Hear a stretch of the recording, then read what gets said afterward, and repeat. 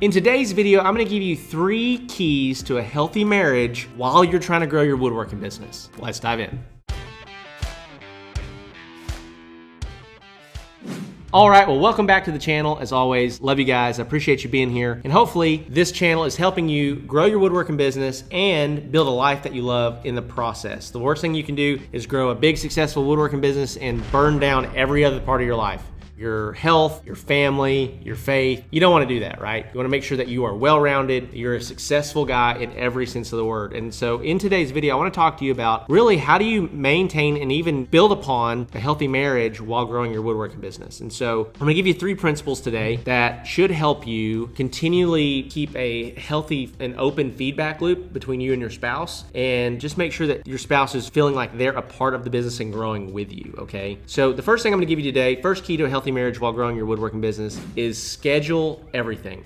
Schedule everything, okay? I would just say with this that what happens and what I've always found that would cause the most strife between my spouse and I, especially when I was really in the process of growing my woodworking business, is that I was looking to use most every opportunity that I had where I had some downtime to work on the business. And if I did not have it scheduled and planned and it was not clearly communicated, there would be unmet expectations from my spouse, which was totally fair. She was thinking that we were gonna hang out, it was gonna be a leisure day, we were gonna chill, this evening we were gonna do this, we were gonna do that. And I was like, hey, I'm gonna go work on this. Hey, I'm gonna go jump into this. I'm gonna go do this. By not scheduling it, I just opened up areas for contention for my spouse. And guys, just a reminder here, and I think this is very difficult for a lot of guys, especially, is that you feel the pressure to provide for your family. You feel the pressure to grow this thing. And so in your brain, it just makes sense that like, hey, I'm gonna work on the business because I'm gonna get it to where it needs to go in order for us to be successful and make the money that we need to make and yada, yada, yada, right? And what we'll often do is we will use our spouse and our children as the excuse for us to become workaholics. Well, I'm doing all of this for you.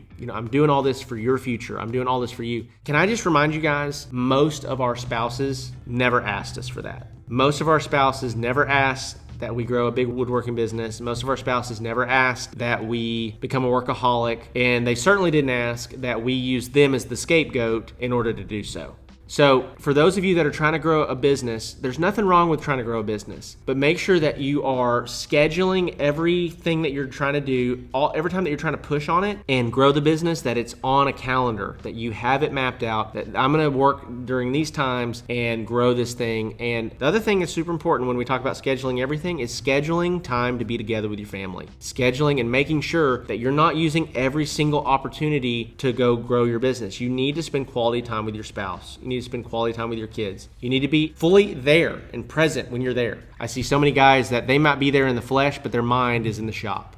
Your business can come and go in a flash. Your family, your spouse, God gave you that woman, or for the ladies out there listening, God gave you that man because that is a lifelong commitment. You do not want to burn that down for a business. It's not worth it, I'm telling you. So number 1 is schedule everything. Number 2 is communicate and over-communicate the schedule.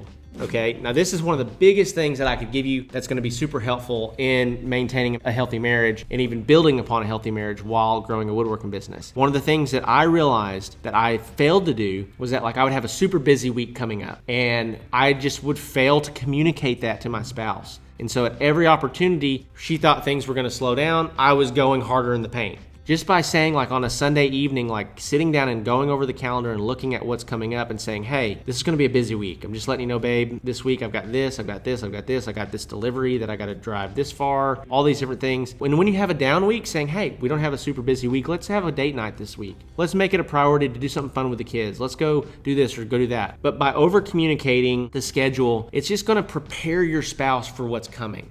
And so one of the biggest things that always caught my wife off guard was when I just was going super hard in the paint and I did not let her know ahead of time. And she had unmet expectations because I didn't have the wherewithal to talk about it ahead of time. So make sure that you're communicating ahead of time with your spouse. Make sure that you're letting them know what the week looks like, what the month looks like, the highs and the lows. And then number 3, the third thing really to a healthy marriage while trying to grow your woodworking business is just sharing the vision with your spouse. When I first started my woodworking business, I didn't have any change on the table or any proof that I knew what I was doing. I had no proof for myself or for her. And I'll be honest, we really struggled for a long time until God spoke specifically to my wife about the situation. She didn't know that I knew what I was doing, and I didn't know that I knew what I was doing because I didn't know what I was doing. And there was a lot of fear there for her and a lot of uncertainty. And she felt like I was just dragging her into my dream and she didn't have a say in the matter, which was really bad leadership on my behalf.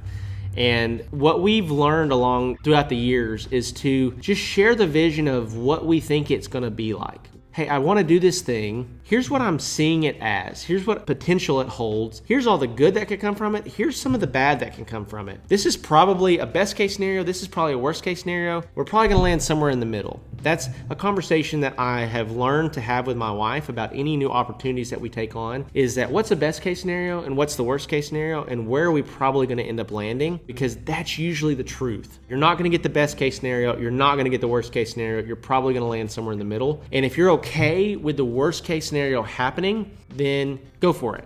Most of the time, worst case scenario is really not that bad. For those of you that are working a 9 to 5 and you're trying to go be an entrepreneur and trying to start a woodworking business, it seems so terrifying to go do this. But let's talk worst case scenario. It doesn't work and you got to go back and get another job. That's your worst case scenario.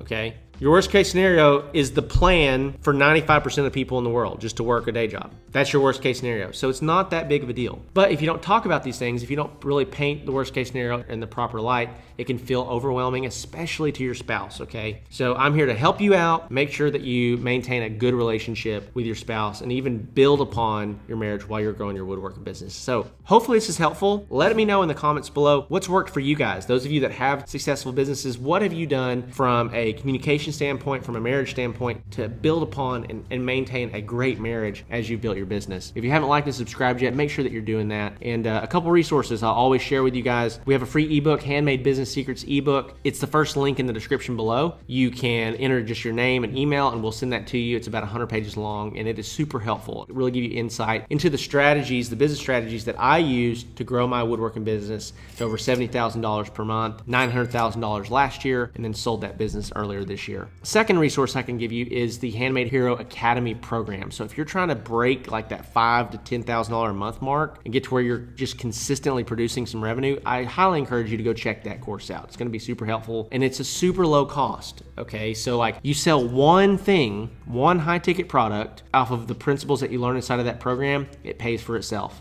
And lastly is if you're really trying to scale your woodworking business, to where you're moving into a commercial space, you're really trying to take this to the next level, where you're doing multiple tens of thousands of dollars per month, we help you do that. That's what we specialize in. Check out the Woodworking Business Accelerator program. Like I said, we've got over 35 or 36 clients right now all across the United States and Canada, and we would love to help you do the same. Appreciate you guys. Love you. Focus on your marriage while you're building your business, and I'll see you in the next one.